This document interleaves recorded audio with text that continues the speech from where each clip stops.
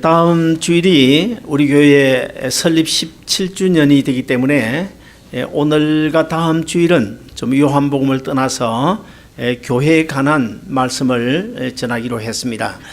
우리가 살고 있는 LA, 그러니까 캘리포니아라고 말할 수 있겠죠. 남가주에는 약 한 100만 명이 넘는 한인들이 살고 있습니다. 정확하게는 아무도 모릅니다. 120만 명이 될 수 있을 것입니다. 그리고 남가주에는 또 한인 교회 또한 약 한 1200개 내지 1250개 아니면 1300개까지도 있습니다.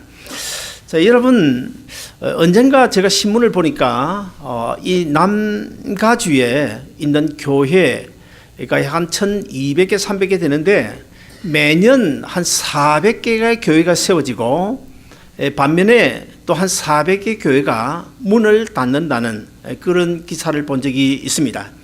자, 이렇게 많은 교회가 있고 또 100만 명이 넘는 많은 한인들이 살아가고 있지만은 그 가운데서 저를 비롯하여 여러분 한 사람 한 사람 이렇게 불러 모아 우리 아름다운 동산교회를 통하여 하나님 앞에 예배드리고 섬길 수 있게 되었다. 한 형제됨을 확인할 수 있게 되었다.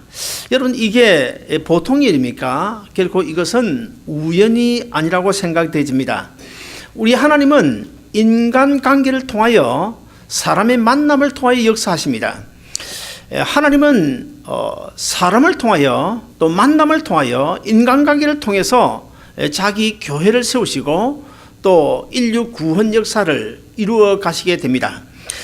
다음 주일이 이제 우리 교회가 설립 17주년이 되는 주일인데요. 저는 이 설교를 준비하면서 지난 주간 여러 가지 많은 생각들을 해봤습니다. 지난 17년을 가만히 되돌아보니까 정말 하나님의 은혜가 얼마나 큰지 정말 헤아릴 수가 없어요. 이것도 하나님의 은혜고 저것도 하나님의 은혜고 이것도 하나님의 도우심이고 저것도 하나님의 도우심이고, 그래서 오늘 설교의 제목처럼 이 모든 것이 에벤네셀 하나님의 도우심이었고 하나님의 도우심으로 우리가 17년 오늘까지 잘 왔다, 그런 생각이 들어져서 오늘 본문을 중심으로 여기까지 오게 하신 하나님, 이런 제목으로 말씀을 전하기로 했습니다. 이제 본문으로 들어가겠습니다. 오늘 본문의 주인공은 당연히 사무엘이죠. 이 사무엘이 그 옛날 한 300여 년, 350년, 60년 정도 되는 그 사사 시대에 여러 사사가 있었는데 마지막 사사였습니다. 그런데 사무엘이 사사였지만은 그 당시에는 왕이 없었기 때문에 나라를 다스리는 왕과 또 같은 그런 직분이었다, 그렇게 보면 틀림없습니다.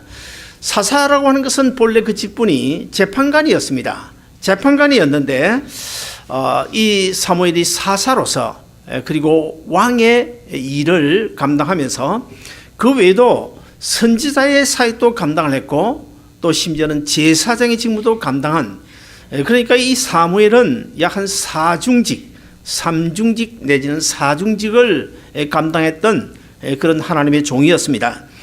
사무엘이 처음 사사가 되어가지고 가장 먼저 행한 일들이 이스라엘 나라 전체에 퍼져 있는 하나님을 따라서 우상을 숭배하는 그런 우상 숭배에 빠져 있는 그 이스라엘 그 현실을 개탄을 하고 그 이스라엘 나라에 있는 모든 우상, 그러니까 이방 신상이나 아니면 아스다롯, 바알 신상 같은 이런 신상을 제거하는 일이었습니다.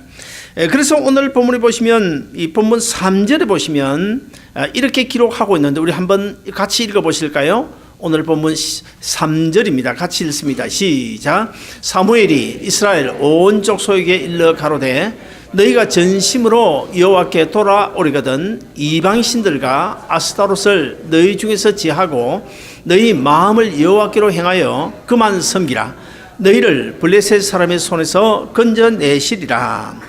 자, 이스라엘 백성들은 이 사무엘 선지자의 명령에 따라서 바알신 그리고 이방의 모든 신들 그리고 아스타롯 신상을 다 부서뜨려버리고 어디에 모였습니까? 오늘 본문에 보면 미스바에 모였어요. 미스바라는 곳에 모여가지고 하나님 앞에 통회 자복하고 또 금식하면서 이제는 오직 하나님만을 섬기겠습니다 그런 다짐과 결단을 하고 있습니다. 그때 미스바에는 이스라엘 백성들 거의 다가 모였는데, 그러니까 얼마나 많은 사람들이 모였겠습니까? 근데 저 멀리 블레셋 사람들이 그것을 멀리서 바라보고는 저 이스라엘 사람들이 미스바에 왜 저렇게 모였는고 이런 생각을 하는 가운데, 어쩌면 저 이스라엘 백성들이 우리 블레셋을 침공하기 위하여 지금 모여서 어떤 계략을 짜고 있는 것은 아닐까, 이런 오해를 하게 됩니다. 그래서 블레셋 방백들이 모여가지고, 그러면 이스라엘이 우리나라를 쳐들어오기 전에 우리가 먼저 이스라엘 나라를 쳐들어가는 것이 좋겠다, 그렇게 생각하고 갑자기 이스라엘을 기습 공격해서 쳐들어오는 장면이 오늘 본문에 기록되어져 있는데요. 자, 그러다 보니까 이스라엘 백성들은 아주 뜻밖의, 전혀 생각하지 않은, 예상치 않은 그런 일이 벌어지지 않았습니까? 갑자기 블레셋 사람들이 쳐들어오니까 그냥 너무 두려워서 오늘 본문을 보면 전전긍긍하고 있는 모습이 보여주고 있습니다. 자, 꼼짝없이 이스라엘에게 정복을 당할 수밖에 없는 이런 상황이었습니다. 그 당시에 이스라엘은 어떤 왕이 나라를 다스리는 인간인 왕이 다스리는 나라가 아니고 하나님이 친히 다스리는, 그래서 신학적인 용어로 신정국가라, 하나님이 진짜 정치 다스린다, 그래서 하나님이 친히 다스리는 나라가 바로 이스라엘이었습니다. 그래서 이스라엘은 정예 군사가 없었습니다. 훈련된 군사가 없었고, 거기다가 또 어떤 무기도 없었어요. 자, 그래서 이스라엘은 이제 혹시 다른 나라가 침공을 해 오게 되면 그때마다 제사장이 양강나팔을 부르게 됩니다. 양강나팔을 불어서 무작정 백성들을 불러 모읍니다. 불러 모아가지고 급조해가지고 전쟁에 나가게 되는데, 따라서 이스라엘은 가진 무기도 없고 어떤 정예 군사도 없기 때문에 이스라엘이 오로지 가지고 있는 무기라고 하는 것은 하나님 앞에 기도하는 것 뿐이었습니다. 그래서 오늘 본문 7절 8절에 보시면 이스라엘 백성들이 사무엘로 하여금 하나님 앞에 기도해서 우리를 블레셋에서 구원해 달라고 요청을 하게 돼요. 오늘 본문 7절 8절에 보시면 당신은 우리를 위하여 우리 하나님 여호와께 쉬지 말고 부르짖어 우리를 블레셋 사람의 손에서 구원하시게 하소서. 그래서 사무엘은 어린 양을 잡아가지고 하나님 앞에 번제로 제사를 드리게 됩니다. 그리고는 하나님 앞에 간절히 사무엘 선지자가 기도를 하게 되죠. 그때 하나님께서 이 사무엘 선지의 기도를 들으시고 이스라엘을 블레셋에서 구원해 주시는데 아주 기상천외한 방법으로 구원을 해 주십니다. 오늘 본문에 보시면 하나님께 천둥번개를 동원해 가지고 이스라엘 백성을 블레셋의 손에서 구원해 주시는 그런 장면이 나옵니다. 성경에 보면 하나님께서는 다른 어떤 인간적인 이런 방법을 동원하지 아니하시고 거의 대부분 하나님의 특별하신 어떤 기적적인 섭리를 통하여, 심지어는 그 아모리 족속을 쳐부술 때는 무엇으로 그들을 쳐부셨습니까? 우박을 내려가지고 그들을 다 죽이는 이런 기적을 행하셨고, 그리고 아수르 군사 18만 5천 명을 죽일 때에도 하룻밤 사이에 그날은 죽음의 천사들을 동원해서 18만 5천 명을 다 죽이는, 그래서 이스라엘을 구원하는 이런 역사가 성경에 많이 기록되어져 있습니다. 근데 오늘 본문에서는 사무엘 선지자가 기도했더니 천둥 번개를 동원해 가지고 이스라엘을 구원해 주는 이런 장면이 기록되어져 있어요. 자, 이런 이제 결과를 두고 이 사무엘은 얼마나 감격했던지 하나님의 은혜가 너무너무 감사하는 거예요. 그래서 큰 돌을 하나 세우고 그 돌비석을 세운 다음에 거기를 향하여 이런 이름을 짓게 됩니다. 어떤 이름을 짓습니까? 에벤에셀이라는 이름을 짓게 돼요. 여러분, 에벤에셀이라는 뜻은 우리가 잘 알고 있지 않습니까? 하나님께서 여기까지 도우셨다, 그런 이야기입니다. 그래서 제가 오늘 설교를, 우리 아름다운 동산교회를 하나님께서 여기까지 도우셨다, 그런 제목으로 정했는데요. 자, 이런 본문 내용을 가지고 저는 한 두 가지로 말씀드리고 싶은데, 에벤에셀 하나님께서 여기까지 오게 하셨다는 사실을 우리는 꼭 기억하면서 살아야 됩니다. 여러분, 마태복음 16장에 보시면 예수님께서 가이사라 빌립보 지역을 이제 통과하시면서 제자들에게 이런 질문을 하십니다. 세상 사람들이 나를 누구라 하느냐? 이런 질문을 해요. 그러니까 제자들이 듣고 본 대로 이런 대답을 합니다. 세상 사람들은 예수님을 가르쳐서, 주님을 가르쳐서 엘리야나 선지자나 세례 요한이나 이런 선지자로 알고 있습니다. 이런 대답을 해요. 그때 예수님께서 제자들에게 다시 묻습니다. 그러면 너희는 나를 누구라고 생각하느냐? 그때 성질 급한 베드로가 뭐라고 대답합니까? 주는 그리스도시요 살아계신 하나님의 아들이시니다. 정말 위대한 고백을 하게 되죠. 그런 베드로의 고백을 들으신 예수님께서 베드로를 어떻게 칭찬하십니까? 바요나 시몬아, 네가 어떻게 이런 대답을 할 수 있냐? 이런 대답은 성령의 감동이 아니면 결코 인간적인 어떤 육정 가지고는 이런 대답을 할 수 없는데 정말 내가 정말 위대한 대답을 했구나. 이런 칭찬을 하시면서 베드로에게 엄청난 축복을 약속하십니다. 특별히 어떤 축복을 약속하십니까? 이 지상에 내 교회를 세울 텐데, 내 교회를 세울 때 내 베드로야 내 신앙 고백 위에 내 교회를 세우겠다. 이런 축복을 약속하십니다. 그런데 그 마태복음 16장에서 예수님께서 하신 그 축복의 약속을 근거로 삼아 캐톨릭에서는 베드로를 제1대 교황이다. 그렇게 생각해요. 베드로 위에 주님의 교회가 세워졌다. 이렇게 주장하고 있어요.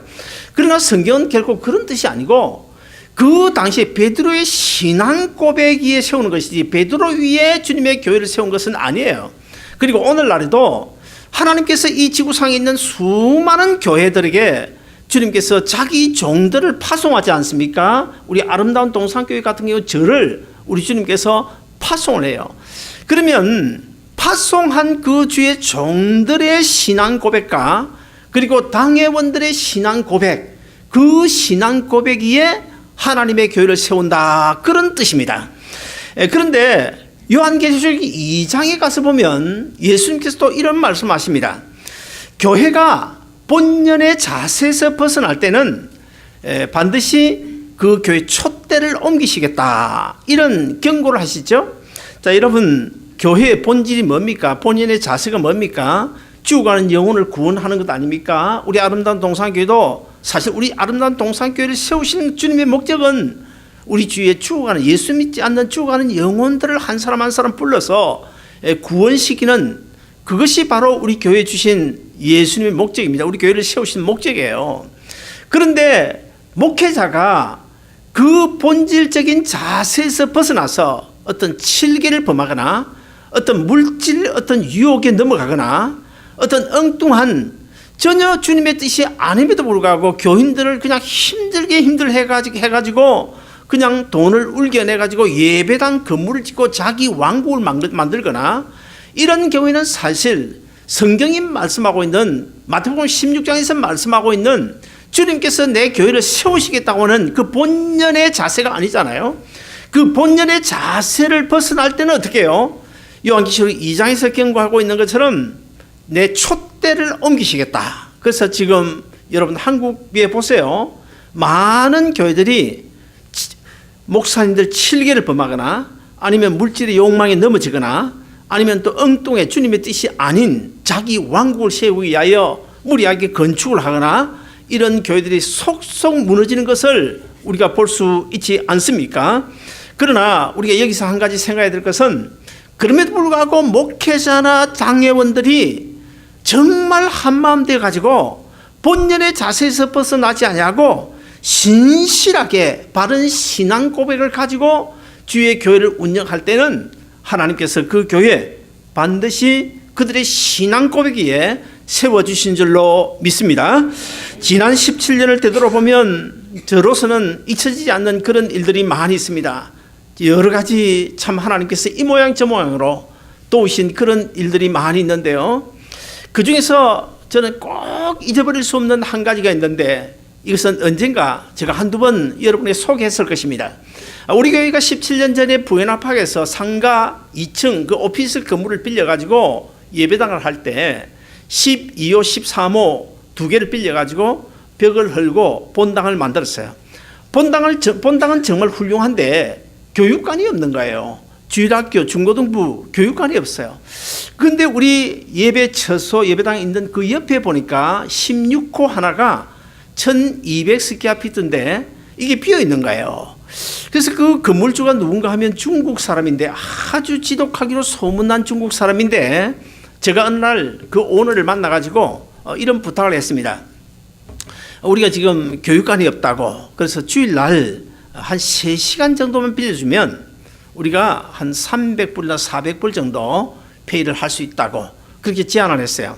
그러니까 그 중국 언어가 아무 말도 안 하더라고요. 그리고 헤어지고 나서 저는 하나님 앞에 간절히 기도했습니다. 하나님, 저 지독하다고 소문난 중국 사람, 중국 저 주인의 마음을 주님께서 좀 움직여 가지고 우리 교회에다가 매주일 한 3시간 정도 빌려줄 수 있도록 그렇게 좀 해주시기를 바랍니다. 그렇게 정말 저는 간절히 기도했어요. 소식이 없어요. 소식이 없는데 한 열흘 지나고 나니까 편지가 하나 날라왔는데, 그 중국 오너가 저에게 편지를 보내왔는데 그 편지 내용이 이렇게 되어져 있습니다. 우리 교회가 저 건물을, 방을 사용하되, 룸을 사용하되 한 달에 1불만 내라는 거야. 1불 내고 사용하라는 거야. 그 대신에 보험은 들어야 된다 그러더라고요.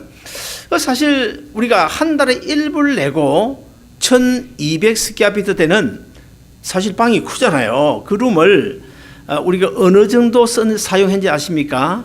이쪽에 이사 오는 2년 3개월 동안 1불씩 주고 사용했는데, 저는 그때만 해도 한국식이잖아요. 미국식은 1불로 리스 계약이 되면 1불짜리 체크를 끊어서 꼭 보내야 된답니다. 근데 저는 무식해가지고 그 1불 체크를 안 보내, 그거 뭐 1불 보내면 뭐 하겠냐, 안 보내고 결국 있다가 2년 3개월 만에 이쪽으로 이사를 왔는데요. 놀라운 사실은 그 룸 하나가 1200스퀘어피트, 그 당시에 렌트비가 얼마냐면 1600불이었습니다. 그러면 우리가 2년 3개월 다 쓴 것은 아니고, 처음에 아마 한두 달 사용 안 하고 그 뒤부터 사용했으니까 2년을 사용했다고 치면, 제가 계산을 해보니까 1600불씩 한 2년 되면 38,400불 정도 되는데, 우리가 1불도 안 주고 사용해 왔는데, 특별히 놀라운 사실은 그 아래층에도 비어있는 방들이 몇 개 있었어요. 그런데 그런 비어있는 방들이 속속 렌트가 다 나갔습니다. 그런데 우리가 빌려 쓰고 있는 우리 교회 옆에 있는 그 16호실은 렌트가 안 나가는 거예요. 렌트가 나가면 우리는 언제든지 비워줘야 되는데, 렌트가 안 나가는데 언제까지 안 나갔냐? 우리가 여기 이사 올 때까지 그 방이 비어 안 나갔습니다. 그런데 우리 그 이야기를 들어보니까 우리 교회가 이사 오고 그 2주인가 한 주 지난 다음에 렌트가 나갔대요. 여러분 어떻게 생각하십니까? 이게 에벤네셀 하나님의 은혜가 아닐까요? 하나님께서 우리 교회를 사랑하셔서 특별한 간섭을 통하여 우리 교회가 주일학교 중고등부 사용하도록 2년 3개월 동안 다른 룸이 다 진작 렌트가 나갔는데 그거 안 나가는 거야. 그 잘 사용하고 왔는데요. 사랑하는 여러분, 이게 하나님의 은혜가 아니면 있을 수 없다. 저는 결코 잊을 수 없는 그런 사건으로 지금도 기억하고 있습니다. 지난 주간에 여러분 혹시 신문 보셨습니까? 제 고향인 한국 그 통영이라는 곳에 어떤 그 펜스, 그러니까 여관 비슷한 거죠. 그 펜스에 20대 초반부터 40대 초반까지 젊은 4청년이 집단 자살을 했습니다. 근데 그 4사람의 면면을 제가 좀 살펴보니까, 한 사람은 전라북도 출신이고, 한 사람은 고향이 전라남도고, 한 사람은 경상북도고, 한 사람은 경상남도였어요. 나 그걸 보면서 참 이상하다. 왜 이렇게 4개 도시에서 대표로 모였나. 이렇게 참 이상한, 이해가 지금도 안 되는데요. 아마 제 생각에는 어떤 인터넷 자살 사이트를 통하여 만난 것이 아닐까. 지금 그걸 계속 지금 조사를 하고 있다는 지금 뉴스를 듣습니다만은, 여러분, 그들이 왜 자살하는 것입니까? 더 이상 자기들이 계획하는 그 일들이 이루어지지 않아가지고 재기할 수 없다. 더 이상 살 소망이 없다고 생각하기 때문에 그렇게 자살하는 것입니다. 여기 계신 여러분 가운데도 아마 주어진 삶이 힘들어가지고 정말 하나님 그만 날 좀 데려갔으면 좋겠습니다. 이렇게 생각하신 분이 계실지도 모르겠고요. 아니면 주어진 삶이 너무 힘들어가지고 하나님 앞에 늘 그냥 울면서 기도하는 분도 계실지 모릅니다. 그럼에도 불구하고 제가 생각할 때는 우리 성도들 오늘 이 시간까지도 잘 참고, 그런 어려움에도 불구하고 잘 참고 견디면서 믿음으로 살아온 것을 볼 때 하나님 앞에 얼마나 감사한지 모르겠어요. 그러나 우리가 분명히 한 가지 생각해야 될 것은, 지금 내 삶이 어렵다, 아니면 내가 지금 어떤 질병 가운데 있다, 아니면 내 자녀 어떤 문제가 생겼다고 하더라도 여러분, 지금의 힘들고 어려운 이것은 내 인생의 끝이 아니라는 사실을 우리가 알아야 됩니다.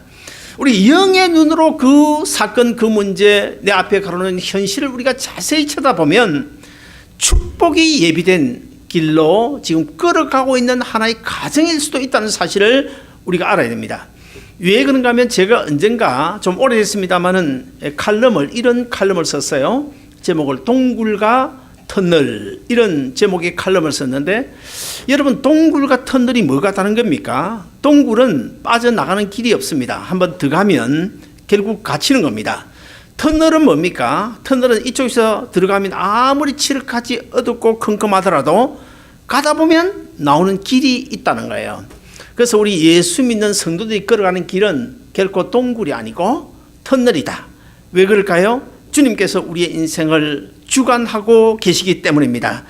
사랑하는 여러분, 아브라함과 이삭과 요셉, 그리고 성경 특별히 히브리서 11장에 나오는 믿음의 사람들을 우리가 잘 살펴보면 그들 모두 다 쉽게 걸어간 인생이 아니었어요. 그들 다 정말 면면을 살펴보면 죽을 그런 고비를 한두 번 넘긴 것이 아닙니다. 그러나 그들이 살던 걸어갔던 그 인생길은요, 결코 동굴이 아니었어요. 터널이었습니다. 그래서 결국 성공된 인생으로 마무리하고 천국 다 들어간 것을 우리가 알 수 있지 않습니까? 몇 년 전에 제가 총회 고시위원장을 맡아가지고 목사 고시를 주관하기 위해서 호주 시드니로 출장을 다녀온 적이 있습니다. 그때 비행기를 타고 14시간 반 정도 호주를 가는데, 비행기 안에서 누구를 만나냐면 같은 자리는 아니라도 한 두 번 앞줄에 있는 자리에 보니까 어떤 분이 딱 앉아 있는데, 누군가 하면 여러분 아시죠? 호주 출신인 누구죠? 그분이 이름이 닉 부이치치라는, 두 팔이 없어요. 두 다리도 없어요. 이 몸통만 있는 분입니다. 그분이 지금 전 세계에 다니면서 간증 집회를 하고 있지 않습니까? 한 2년, 3년 전에 은혜교회도 왔다 갔고요. 그런데 이분이 거기에 딱 앉아 있는 거예요. 앉아 있는데 보니까 얼마나 그날 제 마음이 아팠는지 몰라요. 그런데 나는 뭐 그림이나 비디오로는 들어봤는데, 그래도 외국 사람이니까 몸집이 좀 큰 줄 알았어요. 그런데 몸집도 작더라고요. 팔다리 없고, 그럼에도 불구하고 이 몸통 자체도 오히려 저보다도 작은 것 같아요. 그냥 이거만한 몸통이 비행기 의자에 딱 앉아 있는데, 그걸 보면서 얼마나 마음이 아팠는지 몰라요. 그런데 여러분, 그러나 그분의 얼굴 모습을 보니까 천사와 같더라고요. 천사의 얼굴을 하고 있어요. 왜 그렇습니까? 그분 안에 보배 되신 예수님이 계시기 때문에. 사랑하는 여러분, 이 시간 제가 여러분에게 말합니다. 여러분, 주어진 삶이 힘드십니까? 가로놓인 문제 때문에 정말 이 문제 어떻게 하나, 하나님 제발 나를 좀 데려가 주시면 좋겠습니다, 그런 생각이 듭니까? 그렇다면 제가 제안을 하겠습니다. 여러분, 닉 부이치치 그분하고 한번 인생을 바꿔보시겠습니까? 바꿀 수 있다면 여러분 바꾸시겠습니까? 아마 노 할 거예요. 분명 노 할 거예요. 여러분 모두 다 노 할 거예요. 아니면 지금도 저 중국 오지나 동남아 지역에 새우잠을 자면서 숨어서 피해 다니고 있는 저 탈북자들 그들과 여러분 인생 바꾸시겠습니까? 아무리 힘들어도요, 그들과 바꾸지 않을 것 아닙니까, 여러분? 그렇다면 우리가 이 시간에 뭘 생각해야 되겠습니까? 지금까지 하나님께서 베풀으신 은혜를 생각해야 됩니다. 지금까지 하나님께서 베풀으신 은혜, 오늘까지 하나님께서 나에게 생명 주셨고, 여러분 우리가 아침에 자고 일을 때 제가 이것도 언젠가 이야기했는데요. 미국에서 어젯밤에 저녁 잘 먹고 굿나잇 인사하고 잠자리에 들었다가 오늘 아침에 일어나지 못하는 사람 몇 명쯤 된다고요? 약 900명. 여러분, 그 900명 속에 내가 포함 안 된다는 그런 장담할 수 있습니까? 아무도 장담할 수 없습니다. 그럼에도 불구하고 하나님께서 오늘 아침 또 나에게 새로운 생명 주시고 눈 떠 일어나게 하시고 건강한 모습으로 오늘 이 하루도 힘들지만은 주어진 일을 감당하며 살게 하셨다. 거기다 예수 믿게 하시고 구원 얻게 하시고 영원한 생명 주시고 하늘나라를 소망으로 삼고 살아가는 그리스도인이 되게 하셨다. 예수님이 내 인생의 주인이 되셨다. 하나님이 내 아버지시다. 나는 하나님의 자녀다. 이런 엄청난 그런 사건 속에 오늘 또 살아가게 된 것, 이거 하나님의 은혜가 아닐까요? 창세기 15장에 보면 아브라함이 너무너무 근심에 빠져가지고 절망 가운데 있잖아요. 그런데 하나님께 찾아오셨어요. 아브라함을 데리고 집 밖으로 나갑니다. 밤하늘의 별들 보여주십니다. 아브라함아, 저 밤하늘에 떠있는 별들 쳐다보아라, 세어보아라. 아브라함이 별 하나, 별 둘, 별을 세기 시작합니다. 그때 아브라함이 깨닫게 돼요. 하나님께서 오늘까지 지나온 내 인생 동안 하나님께서 베풀어 주신 은혜가 저 밤하늘에 떠있는 저 별들처럼 많구나. 그렇다면 앞으로도 내 남은 인생길도 하나님께서 책임져 주시고 하나님께서 내 필요한 모든 것 채워주시고 에벤넷을 하나님으로 도와주시겠구나. 이런 깨달음을 가지고 힘을 얻고 하나님을 의로 믿으니 하나님께서 그 믿음을 의로 여기셨다. 그런 말씀이 거기에 나오지 않습니까? 그런데 우리가 한 가지 생각해야 될 것은요, 하나님이 베푸신 은혜가 사실은 너무 많은데 지금까지 하나님이 베푸신 은혜로 생각하지 못하면, 깨닫지 못하면 이 다음 단계 은혜와 축복이 오지 않는 사실을 알아야 됩니다. 지금까지 아브라함처럼 하나님 베푸신 은혜를 깨달아야 그 다음 또 하나님께서 에벤에셀 하나님이 도우심의 은혜를 주신다는 거예요. 그리고 두 번째, 오늘 본문에 보시면 오늘까지 도와주신 하나님이 앞으로도 도와주실 것을 우리가 믿을 수 있어야 됩니다. 에벤에셀이라는 뜻은 하나님께서 여기까지 도우셨다, 그런 뜻 아닙니까? 하나님께서 여기까지 도우셨다. 무슨 뜻일까요? 여기까지 도우셨다. 여기까지만 도와주시겠다, 그런 뜻일까요? 여기가 끝이다, 이제부터 네가 해라, 그런 뜻일까요? 여러분, 오늘 집에 들어가시거든 하나님께서 여기까지 도와주셨다, 하나님께서 여기까지 도와주셨다, 하나님께서 여기까지 도와주셨다, 이 말을 100번만 한번 되새겨 보세요. 100번만 되뇌어 보면 그 하나님께서 여기까지 도와주셨다는 그 말 속에 어떤 내용들이 숨겨져 있는지 큰 은혜로 나에게 다가올 것입니다. 여기까지란 말은 사람의 힘으로도 불가능한 일까지, 그런 뜻도 포함되어 있고요. 그리고 해도 안 된 일까지, 그런 뜻도 거기에 포함이 되어져 있고요. 그리고 여기까지 도우셨다는 것은 여기까지가 끝이다, 이제는 네 마음대로 해라, 그런 뜻이 아니라 여기까지 도와주신 하나님이 지금 이후에 내 인생길도 하나님이 도와주시겠다, 그런 뜻으로 우리가 받을 수 있어야 됩니다. 어젯밤에 제가 설교를 리뷰하면서 지난 17절을 가만히 생각해 보니까 얼마나 하나님 은혜가 감사한지요. 어젯밤에 잠들기 전에 하나님 앞에 간절히 기도했습니다. 하나님, 지난 17년 동안 우리 아름다운 동산교회를 지켜주시고 도와주시고 은혜 베풀으신 거 너무너무 감사합니다. 그러나 지난 17년 도와주신 하나님이 여기서 끝나는 것이 아니라 지금 이후에도 우리 주님 오시는 그날까지 우리 아름다운 동산교회 하나님께서 도와주실 줄로 믿습니다. 그리고 우리 아름다운 동산교회 소속한 성도를 한 사람 한 사람 여기까지 주어진 이민의 삶이 힘들지만 여기까지 오게 하셨으니 앞으로도 우리 사랑하는 성도들, 그 가정과 직장과 경영하는 비즈니스 그 자녀들 위해 앞으로도 더 큰 은혜 주시고 에벤에셀로 도와주실 줄로 믿습니다 하고 제가 기도했는데, 이 기도의 내용이 믿어지시면 우리 아멘 하십시다. 오늘 본문은 미스바에서 생긴 일입니다. 여러분, 예루살렘에서 미스바까지 가는 길은 강야 사막입니다. 그러므로 이스라엘 백성들이 미스바 그 강야 사막에 모였을 때에 블레셋이 쳐들어왔는데, 그 미스바 강야 사막이 있을 때 하나님께서 도와주셨어요. 하늘 천둥 번개를 통해서 도와주셨어요.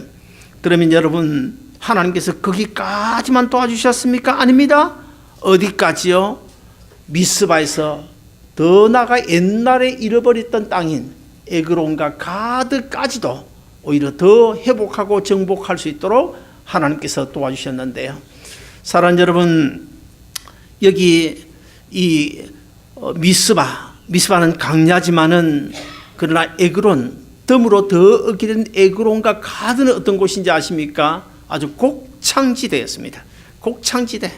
하나님께서 사막에서만 도와주시는 것이 아니라 더 풍성한 은혜 충만한 에그론과 가드까지 도와주신 하나님께서 오늘 이 자리에 계신 여러분도 정말 지금까지 베푸신 은혜를 기억하고 하나님 앞에 감사하기만 하면 지금 이후에 내일 모레 더 큰 은혜의 자리로 인도해 주실 줄로 믿으시기를 바랍니다.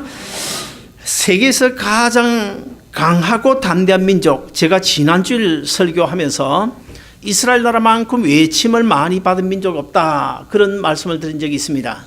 물론 이스라엘만큼 외침을 많이 받은 민족 없습니다. 대신에 이스라엘 나라만큼 아주 강한 민족, 담대한 민족도 세계 어느 곳에도 없습니다. 그러면 이스라엘 민족이 그렇게 강해지고 담대해진 이유가 무엇일까요? 그것은 바로 그 어떤 경우에도 하나님은 절대 우리 이스라엘 나라를 민족을 버리지 않는다는 그런 믿음을 근거로 하고 있기 때문에 그들이 담대해지고 강해질 수 있었던 것입니다. 그래서 이스라엘 백성들은 힘들고 어려울 때마다 두 가지 사건을 꼭 염두에 두고 그 사건을 중심으로 하나님을 의지하고 믿고 살아가는데요. 그 두 가지 사건이 무엇일까요? 첫째는 우리는 떨기나무 백성이라는 것입니다. 그 다음에 두 번째, 우리 이스라엘 민족은 요나 백성이다. 이런 이 두 가지 아주 중요한 의미가 있습니다. 출애굽기 3장에 보시면 하나님께서 모세를 찾아와서 만나주시지 않습니까? 어디서 만나주십니까? 떨기나무 불꽃 가운데서 만나주십니다. 그런데 하나님께서 모세를 만나주신 그 떨기나무 불꽃 가운데 그 불꽃이 지금 떨기나무를 지금 불은 붙고 있는데 그 떨기나무는 타진 않아요. 불만 붙고 있어요. 불만 붙고 있어요. 그래서 이스라엘 백성들이 그 사건을 두고 생각하기를 바로 우리 이스라엘 민족이 바로 떨기나무와 같다, 그렇게 생각합니다. 무슨 말인가 하면 아무리 외침을 해와도 우리를 아무리 멸망시키려고 넘어뜨리도 결국 우리 민족은 타서 없어지지 않는다. 그런 그 믿음을 가지고 있습니다. 그 다음에 두 번째 사건은 요나 사건인데, 요나가 물고기 배 속에 들어가서 며칠 있었습니까? 3일 3야를 있었습니다. 3일 3야 있다가 결국은 이 물고기가 토해내고 말았어요. 여러분, 우리는 흔히 그 물고기를 가리켜 고래라 그렇게 말하지만은 성경 어디에도 고래란 말은 없고요. 우리가 신학자들 그리고 또 뭐 여러 가지 그 연구하는 학자들에 의하면 오히려 고래보다는 상어일 가능성이 높다 그래요. 상어도 엄청나게 큰 상어가 있다고 합니다. 그리고 아주 큰 백상어의 경우에는 하루에 어느 정도 먹어치우는가 하면 한국식으로 하면 3톤, 그러니까 파운드로 하면 얼마 될까요? 파운드로 하면 한 5,000 파운드 정도 될까요? 그런 엄청난 양을 먹어서 그냥 소화시켜 버립니다. 자, 그렇다고 한다면 이 요나 한 사람 정도야 그 엄청난 상어든 물고기든 그 뱃속에 들어가서 창자를 거쳐 나가면 그냥 소화돼서 끝나는 거 아니겠습니까? 그럼에도 불구하고 3일 동안 그 뱃속에 있으면서도 결코 그 물고기가 요한을 소화시키지 않냐고 결국에 무트로 토해내버렸다. 바로 그 요나와 같이 우리 이스라엘 백성들도, 우리 이스라엘 민족도 그 어떤 경우에 그 어떤 나라, 어떤 강대국이 우리나라를 집어삼키도 집어삼킬 수는 있지만은 결코 소화시키지는 못한다, 없애지는 못한다, 이런 믿음을 가지고 있는데, 그런 믿음 때문에 이스라엘 민족이 강해지고 담대해진 것입니다. 사랑하는 여러분, 언제 어떤 경우에도 하나님이 도우시고 하나님이 함께 하실 것을 우리가 이스라엘 민족처럼 믿기만 한다면 우리는 어떤 경우에도 넘어지지 않습니다. 절망하지 않습니다. 좌절하지 않습니다. 실망하거나 낙심하지 않습니다. 사랑하는 여러분, 우리는 내가 하려고 하면 안 됩니다. 그분 하나님이 도와주셔야 됩니다. 하나님이 반드시 도와주실 거야. 도와주실 거야. 지금까지 도와주신 하나님이 앞으로도 도와주실 거야. 이 문제도 주님께서 해결해 주실 거야. 이런 믿음만 가지고 살아가시면 오늘 도와주신 하나님이 내일도 도와주실 줄로 믿으시기를 바랍니다. 그런데 단 오늘 본문에 보면 조건이 하나 있습니다. 지난주일 제가 칼럼을 썼는데 지난주일 칼럼 제목을 혹시 아시는 분이 계십니까? 지난주일 칼럼 제목 몰라요? 그러면 지난주일 칼럼을 읽어보신 분 한번 손들어 보시기 바랍니다. 칼럼을 읽어보신 분, 자, 보기는 봤는데 제목이 뭔지는 모르겠다. 지난주일 칼럼 제목이요. 팔은 왜 안으로만 굽을까? 그런 제목으로 썼는데요. 사실 성경에 보면 이 팔이 안으로 굽잖아요. 제가 아무리 팔을 밖으로 해봐도 팔이 밖으로 굽어지지 안으로만 굽어요. 그래서 곰곰이 생각해 보니까 팔이 안으로만 굽어지는 그 원조가 바로 하나님이시구나.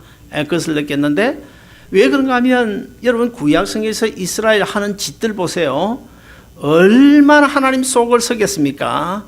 내가 하나님이었으면 당장 그냥 심판해 버릴 텐데 그럼에도 불구하고 하나님은 어떻게 하세요? 언제나 그럼에도 불구하고 자기 자녀 끌어안으시고 자기 백성 이스라엘 끌어안으시는 그런 모습을 볼 때 팔이 안으로 굽어지는 원조는 바로 하나님이신데 사랑하는 여러분, 그렇다고 해서 하나님이 무조건 하나님의 팔이 안으로 굽습니까? 아닙니다. 오늘 본문에서도 하나님이 무조건 블레셋 이스라엘 백성들을 구원해 주셨습니까? 아닙니다.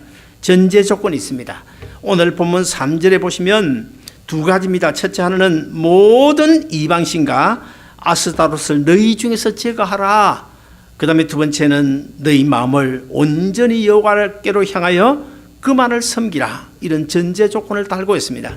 그래서 이스라엘 백성들이 하나님을 떠나 숭배하고 있던 그 우상들을 다 부셔버리잖아요. 다 부셔버리고 우상을 떠나서 어떻게 그들의 마음을 온전히 미스바에 와서 하나님을 향하여 금식하고 통에 자복하고 이제는 정말 주님만을 섬기겠습니다. 이렇게 할 때 하나님께서 블레셋을 물리쳐 주시고 이스라엘 구원해 주신 것입니다. 오늘 우리도 마찬가지입니다. 우리가 기도한다고 해서 그 문제가 다 해결됩니까? 안 됩니다. 우리가 기도하면서 하나님 이 문제 꼭 해결해 주실 줄로 믿습니다. 믿는다고 말한다고 해서 해결됩니까? 해결 안 됩니다. 우리는 믿음으로 기도하되 그 믿음의 어떤 근거를 가지고 기도해야 되는데 그 근거가 뭘까요? 내가 세상적으로 할 일, 주님께서 기뻐하지 않는 일 다 하면서 내가 믿습니다. 이 문제 해결해 주세요. 절대 해결 안 됩니다. 절대 해결 안 됩니다. 우리는 돌아서야 됩니다. 우상을 깨부시고 완전히 주님 앞에 돌아서야 돼요. 오늘 이스라엘 백성들처럼 주님 앞에 돌아선 뒤에 하나님 앞에 기도할 때 우리가 안고 있는 문제 해결해 주실 줄로 믿습니다. 이제 말씀을 맺습니다. 이스라엘 백성들이 광야 40년 길을 걷는 동안에 그들의 옷이 헤어지지 않았습니다. 신이 발이 부르트지도 않았습니다. 아말렉을 하나님의 기적적인 방법으로 물리쳐 주시고 요단을 건너 가나안 땅에 들어오게 해 주셨습니다. 그분이 바로 에벤네셀 하나님이십니다. 사랑하는 여러분, 우리 아름다운 동산교회가 오늘에 이르게 된 것 하나님의 은혜고 지금까지 큰 불편 없이 어려움 없이 어떤 부족도 채워주신 분도 하나님이시고 오늘 여기까지 오게 해주신 분이 하나님이신데 그래서 저는 앞으로도 우리 아름다운 동산교회뿐만 아니고 우리 아름다운 동산교회 소속한 여러분 한 사람 한 사람 가정과 여러분의 심령과 여러분의 식구들과 여러분이 계획하는 모든 일들 속에 에벤에셀 하나님으로 오늘까지 여러분을 지켜주신 하나님이 남은 여러분의 인생도 지켜주실 줄로 믿습니다. 기도하겠습니다.